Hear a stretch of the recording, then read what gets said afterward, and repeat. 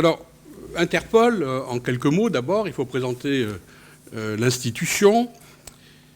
C'est une organisation internationale qui est créée en 1923, qui est d'abord une initiative de policiers et non pas des États. Ce sont des gens qui voient le monde changer, qui voient la criminalité s'internationaliser et donc qui envisagent, avec des magistrats, de créer une organisation. Et c'est quelque chose, d'ailleurs, le fait que ce soit une initiative, j'allais dire, presque personnelle de policiers va marquer l'histoire de l'institution. Le vrai nom, d'ailleurs, d'Interpol, c'est Organisation internationale de police criminelle, mais plus connu donc sous le vocable d'Interpol, qui est en réalité la dénomination de l'adresse télégraphique de l'organisation de l'OIPC, l'adresse télégraphique qui lui a été attribuée après la Deuxième Guerre mondiale. Alors c'est l'organisation internationale de coopération de police internationale la plus importante au monde, avec aujourd'hui 190 États membres, pratiquement tous les États du monde, il n'y a que la Corée du Nord qui n'en fait pas vraiment partie, un personnel de l'ordre de 800 personnes et qui sont essentiellement au travail à Lyon, puisque Lyon abrite le siège international de Interpol, ce que les Français ignorent. Et ces 800 personnes appartiennent à peu près à une centaine de nationalités. Et l'organisation dispose d'un budget de 80 millions d'euros, mais ce chiffre mérite d'être interprété puisque les États membres continuent à prendre en charge une partie des frais de fonctionnement qui n'apparaissent pas dans le budget officiel de l'organisation internationale. Dispose de bureaux aussi régionaux dans différentes parties du monde et Interpol vient d'ouvrir aussi un nouveau centre à Singapour tout récemment qui est spécialisé sur la police scientifique et la lutte contre la cybercriminalité et qui tient compte aussi des déplacements de criminalité vers la zone Orient-Asie. Selon l'article 2 du statut d'Interpol, statut de base qui date de 1956, Interpol a pour but d'assurer et de développer l'assistance réciproque la plus large de toutes les autorités de police criminelle dans le cadre des lois existantes dans les différents pays et dans l'esprit de la Déclaration universelle des droits de l'homme. Ça veut dire que Interpol, je reviendrai sur ce point-là un peu plus loin, Interpol doit respecter les principes de la Déclaration universelle des droits de l'homme, qui englobe aussi notamment, par rapport à notre sujet, tout ce qui concerne la protection des données personnelles. Et il s'agit d'une structure de collaboration pour établir et développer toutes les institutions capables de contribuer efficacement à la prévention et à la répression des infractions de droit commun. C'est donc une structure de coopération internationale en matière de police criminelle. Ça veut dire donc que les États sont libres de ne pas passer par Interpol pour faire de la coopération policière internationale. Ils peuvent avoir une relation purement bilatérale, par exemple, État avec État, sans passer par Interpol. Mais si on va avoir une véritable outil international de portée mondiale, ils auront intérêt à passer par Interpol. Interpol s'intéresse à toutes les formes de criminalité. Il ne s'agit pas seulement des personnes qui ont tué une autre personne, des personnes qui ont détourné de l'argent. Interpol s'intéresse non seulement à la criminalité classique, mais de plus en plus à la criminalité financière, à la cybercriminalité, à la criminalité autour de la protection de l'environnement, trafic de bois par exemple, ou d'animaux, à la protection de la propriété intellectuelle, trafic par exemple en matière de médicaments. Je ne vous donne pas les chiffres sur le trafic mondial de médicaments, mais c'est extraordinaire. En termes de criminalité, dévaliser les banques à côté, c'est ridicule. Donc, et il faut dire aussi que, par exemple, éventuellement, et c'est le cas, on peut, avec les ressources dégagées par le trafic de médicaments, financer du terrorisme. On connaît des exemples dans certaines régions du monde. Et il s'agit aussi de s'intéresser au trafic des personnes, par exemple la protection des enfants ou des personnes qui sont dans des situations particulièrement précaires, trafic au niveau, par exemple, du travail. Donc ce sont vraiment absolument toutes les formes de criminalité, et Interpol suit cette évolution de manière extrêmement proche. Bien entendu, Interpol participe aussi au travail en organisant au bénéfice des États, en coordonnant au bénéfice des États des actions sur le terrain. C'est-à-dire donc que Interpol coordonne l'action sur un sujet donné, une forme de criminalité particulière, dans une zone géographique donnée, pour que différentes polices de différents États interviennent le même jour, la même semaine, sur le même thème, et fassent là une opération d'envergure quand il y a des ramifications internationales. Et Interpol organise à peu près une cinquantaine d'opérations, de grosses opérations sur le terrain, et a aussi de grosses activités en matière de formation des policiers, d'équipement des pays qui manquent justement d'équipements modernes, mais je passe rapidement sur ce point. À partir de cette activité, eh bien, Interpol, bien entendu, va être obligé de constituer des fichiers qui sont des outils indispensables, bien entendu, pour l'action policière, mais nous verrons dans un deuxième temps que ces fichiers constituent des enjeux qui dépassent à proprement parler l'action policière et qui donnent un éclairage sur la manière de gérer les fichiers.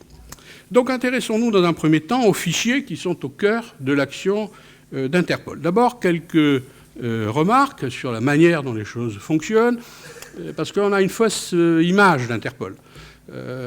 Interpol ne correspond pas du tout à l'image que donnent les émissions de télévision ou les films. Interpol n'agit jamais concrètement avec ses agents sur le terrain pour arrêter quelqu'un. C'est une organisation de coopération policière. Donc ça veut dire que ce sont les polices nationales. Et là, on retrouve le principe de souveraineté des États, qui est essentiel dans l'action policière. Les États n'aiment pas collaborer, aussi bien en matière de renseignement que d'action policière.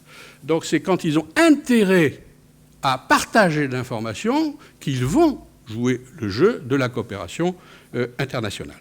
Donc Interpol va donner des informations, une police nationale fera ce qu'elle voudra de cette information. Elle pourra agir comme elle pourra ne pas agir. Ce n'est pas Interpol qui va directement agir. Interpol est obligé de passer par les États au nom du respect de la souveraineté des États. Alors comment le système, disons, fonctionne ? Interpol, c'est un ensemble de bases de données. Alors dans la terminologie, on parle de fichiers, de bases de données, dans les textes internes d'Interpol. Il y aurait beaucoup à dire sur ces problèmes de terminologie. Et l'idée est la suivante, le fonctionnement est le suivant. Ce sont les États membres qui alimentent les bases de données d'Interpol. Donc les États décident ce qu'ils donnent, ce qu'ils ne donnent pas. Et c'est eux qui alimentent les fichiers d'Interpol. Donc il y a une structure qui sert d'interface entre Interpol et les polices nationales du monde entier. Il existe dans chaque État membre ce qu'on appelle un BCN, un Bureau central national, qui est une structure qui en réalité est une structure des polices nationales, qui est en relation avec tous les services de police de la nation, qui donc va centraliser les demandes ou les apports d'informations, et le BCN va se mettre en relation avec les structures d'Interpol. Donc en réalité, le BCN, c'est bien une interface qui est un rôle intermédiaire entre les services de police nationale et Interpol. C'est pour ça d'ailleurs qu'on peut discuter du statut du BCN en disant est-ce que c'est une structure d'Interpol, est-ce que c'est une structure des polices nationales ? C'est plutôt une structure des polices nationales, mais qui est fondamentale pour le fonctionnement d'Interpol. C'est aussi, bien entendu, là, par le biais des BCN, que l'on voit encore le principe de la souveraineté des États s'affirmer. Les règles de gestion des bases de données d'Interpol sont des règles très structurées, dans des documents. Donc les BCN savent ce qu'ils doivent faire, comment ils doivent le faire, et leur niveau de responsabilité. Même chose pour les bases de données qui sont alimentées par les BCN, au niveau des structures d'Interpol. Alors ça prend la forme en particulier de ce qu'on appelle le règlement de traitement des données, qui est un document écrit, voté par les instances supérieures, l'Assemblée générale annuelle d'Interpol.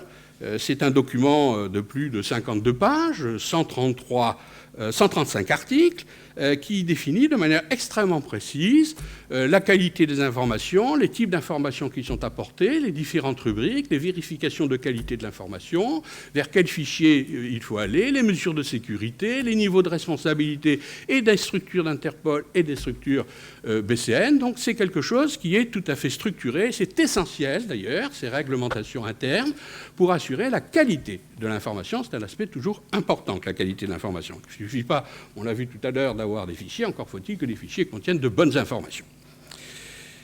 Donc ce règlement de traitement de données, qui date de 2012 et qui est d'ailleurs en cours depuis quelques mois de révision pour suivre les évolutions, est un aspect tout à fait fondamental de l'encadrement, je dirais, juridique, et en termes de responsabilité, d'accountability, pour reprendre des principes de protection des données personnelles modernes, que l'on retrouve déjà dans le texte interne à Interpol.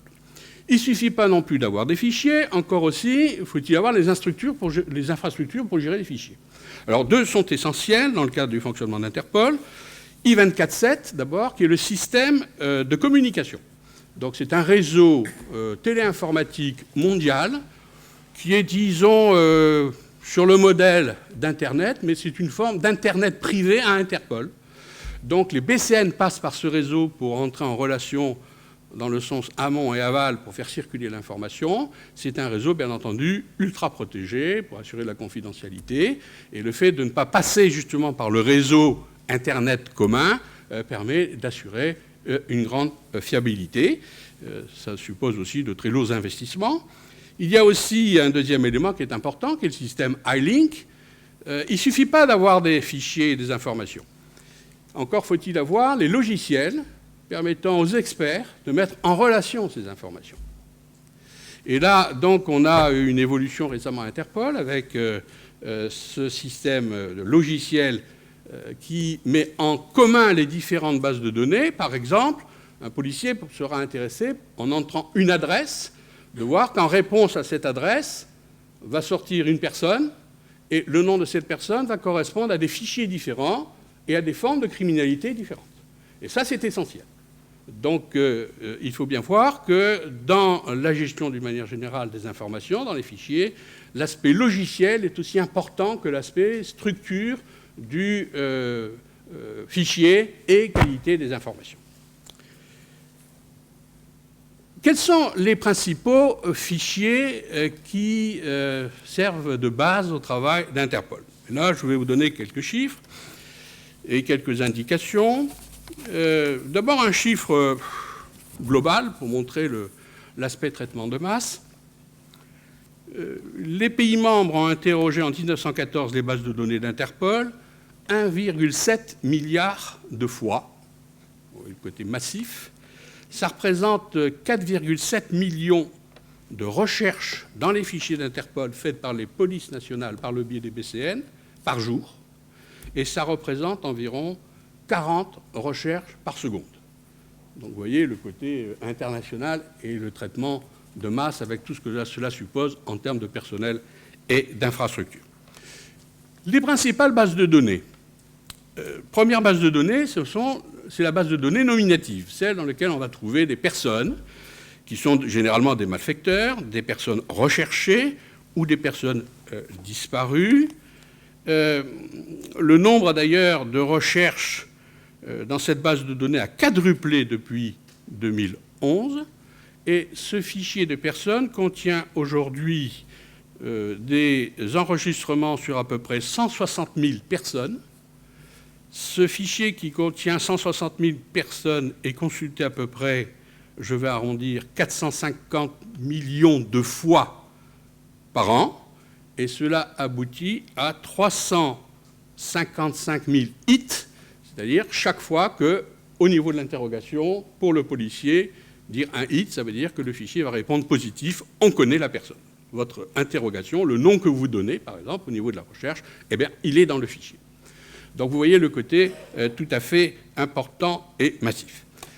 Concernant les personnes, il y a aussi un fichier des empreintes digitales qui est relativement récent, alimenté par 180 pays, mais qui est encore en voie, disons, de progression. Environ 211 000 enregistrements, 30 000 recherches et 1617 résultats positifs. Il y a aussi un fichier, une base de données sur les profils génétiques qui monte progressivement, là aussi, en charge et qui date de 2002, avec environ 150 enregistrements. Il y a, en dehors des fichiers directement personnels, mais des fichiers qui concernent aussi des personnes, d'autres fichiers. Alors, celui qui est le plus utilisé, celui qui est le plus important, et on comprend d'ailleurs par rapport à des problèmes d'actualité, c'est le fichier des documents de voyage où l'identité volée est perdue. Il y a dans ce fichier plus de 45 millions de références au niveau mondial.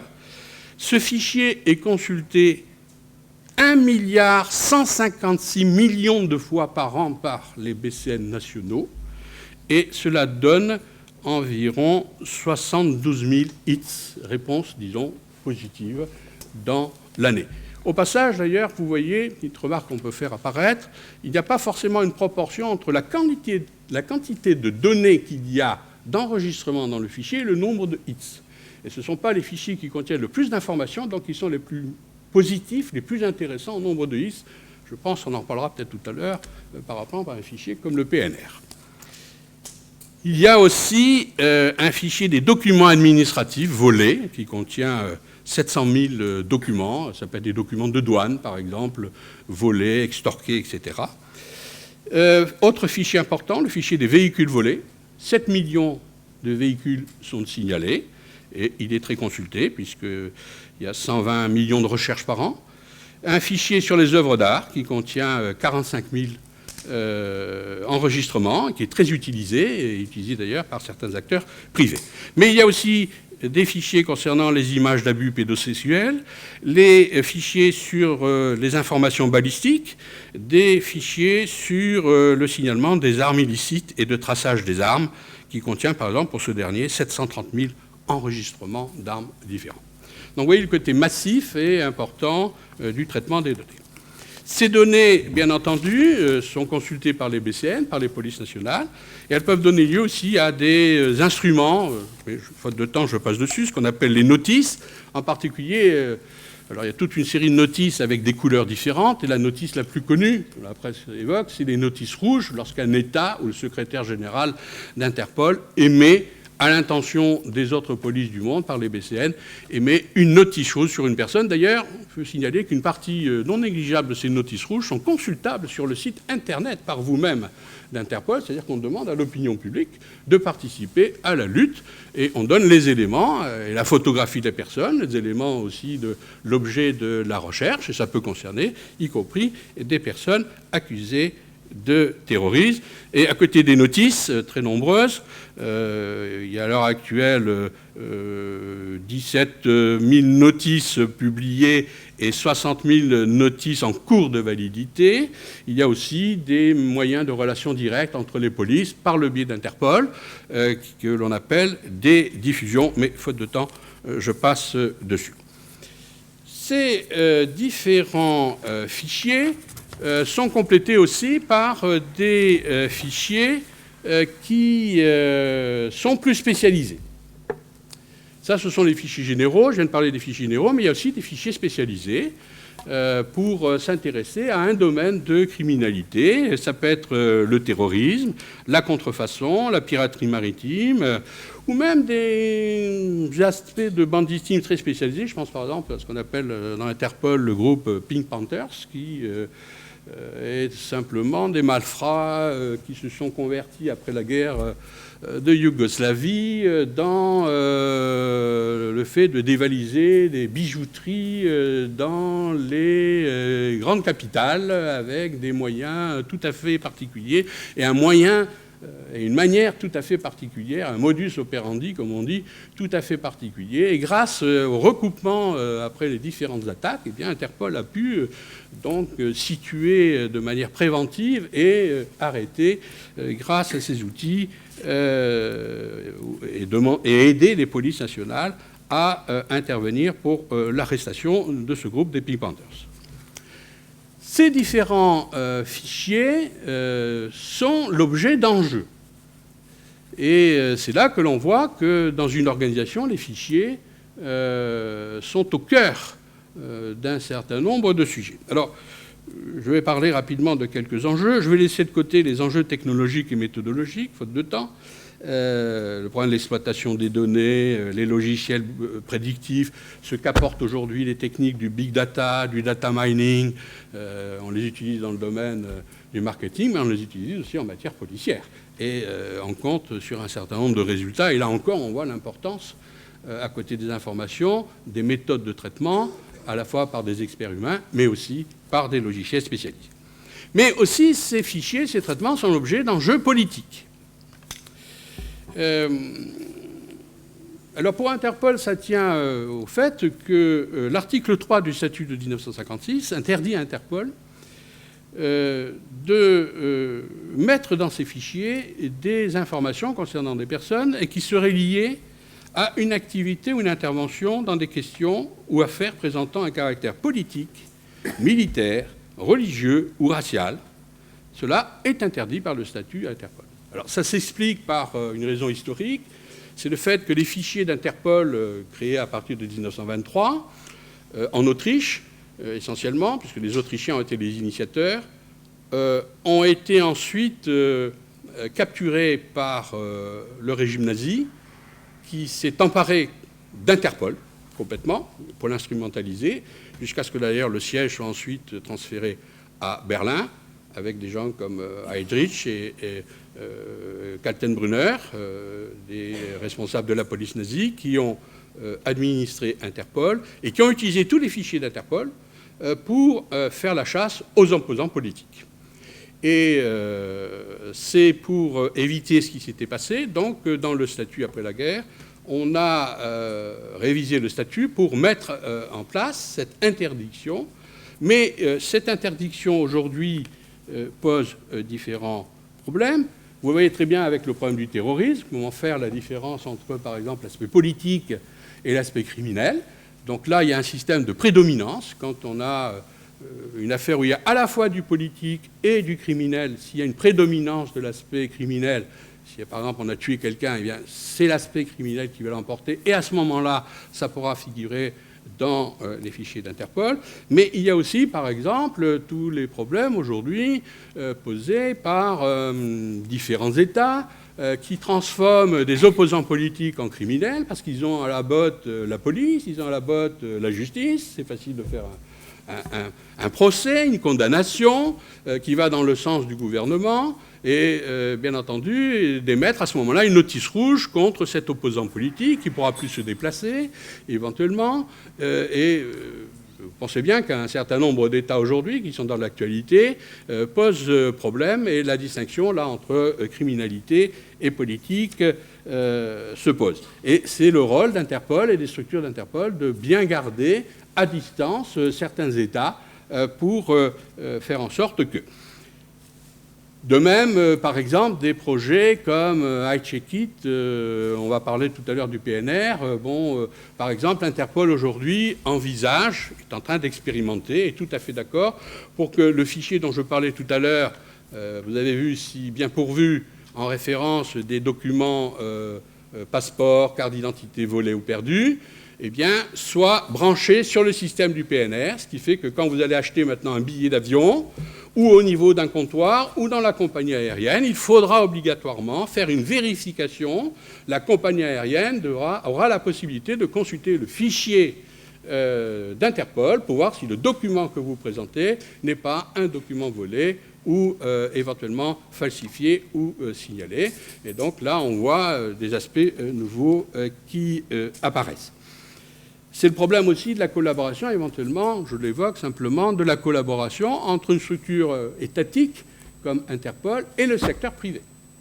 Interpol a besoin d'argent, Interpol peut être tenté de dire au secteur privé, eh bien, l'information que j'ai vous intéresse, donc éventuellement vous pouvez accéder à cette information, mais vous me contribuez à me financer pour participer à la lutte contre la criminalité. Ça intéresse beaucoup les marchands de cigarettes, ça intéresse le comité international olympique pour la lutte contre la criminalité autour du dopage. Vous n'avez pas idée, par exemple, de ce que représente aujourd'hui le trafic autour des matchs truqués, par exemple, au niveau mondial, tout à fait étonnant, ou du dopage, c'est tout à fait étonnant. Ce sont des formes de criminalité, et la criminalité ancienne se reconvertit dans ces nouveaux secteurs, mais Interpol, aujourd'hui, commence à devenir réticent aussi sur ces aspects de collaboration, parce que la distinction public-privé tend à disparaître. Enfin, enjeu juridique pour terminer, sachez simplement que, puisque les statuts d'Interpol imposent à l'organisation de respecter la Déclaration universelle des droits de l'homme, les droits fondamentaux d'une manière générale, les standards internationaux, le due process of law, de respecter les principes fondamentaux aussi internationaux, la protection, du droit de la protection des données personnelles, eh bien, Interpol s'est doté en interne d'une structure pour veiller à ce que l'organisation respecte ces principes. C'est la commission de contrôle des fichiers, qui est composée de 5 membres. Et cette commission de contrôle des fichiers est une structure indépendante au sein d'Interpol. Et je peux témoigner de la réalité de cette indépendance, qui est assistée d'un secrétariat de 7 personnes à l'heure actuelle. Et pourquoi cette structure existe, outre qu'elle donne des avis sur les nouveaux fichiers qui sont créés, outre qu'elle a une possibilité de contrôler si les règles sont respectées en faisant des inspections sur le place dans les services d'Interpol, il faut savoir que les statuts d'Interpol donnent la possibilité à n'importe qui d'entre nous, la possibilité d'accéder aux informations personnelles la concernant dans les fichiers d'Interpol. Et donc la CCF, la Commission de contrôle des fichiers, est là pour veiller au traitement de ces dossiers individuels. Et le principe à l'heure actuelle est le suivant: on ne donne pas l'information en totalité aux demandeurs, sauf si l'État, c'est-à-dire le BCN concerné, accepte que l'on donne cette information. Donc on dit à la personne, voilà, on fait le contrôle des informations concernant, les règles statutaires sont respectées et on ne donne pas l'information, sauf si le BCN accepte. À l'heure actuelle, la CCF est en train de faire évoluer la position à l'intérieur de l'organisation en essayant de poser le principe inverse. On pourrait donner la totalité des informations aux personnes, sauf si l'État s'y oppose. Et c'est quelque chose qui, dans les années à venir, probablement aura à s'imposer. Et ce que l'on peut aussi constater, c'est que la Commission, la CCF, aujourd'hui, a le droit de bloquer les informations dans le système d'Interpol, donc elles ne peuvent plus circuler d'un BCN à l'autre, d'un État à l'autre, ou même la CCF a la possibilité de demander l'effacement de l'information, purement et simplement la suppression de l'information. Et curieusement, les statuts donnent à la Commission, à la CCF, uniquement une fonction consultative. C'est un avis qui est adressé au secrétariat général, mais en fait, le secrétaire général suit toujours l'avis de la CCF, ce qui fait d'ailleurs qu'on envisage de mettre maintenant carrément dans le statut le fait que la CCF n'aura plus à rendre simplement un avis, mais prendra une décision qui s'imposera à l'ensemble des services de l'organisation. C'est la position que vient d'adopter d'ailleurs récemment le secrétaire général. Pour conclure, simplement, je dirais que l'expérience Interpol montre que, d'une part, du fait que de nombreux États ont une législation nationale protectrice, du fait que Interpol a dans ses statuts des règles protectrices. Interpol contribue à établir un niveau assez élevé dans le domaine de la police de protection des droits et libertés fondamentaux des personnes. Alors, c'est quelque chose qui est naturel pour certains États démocratiques, qui ont une législation nationale qui va dans ce sens-là, mais c'est moins naturel pour un grand nombre de pays dans le monde qui n'ont rien, ou qui ont des règles de protection très inférieures.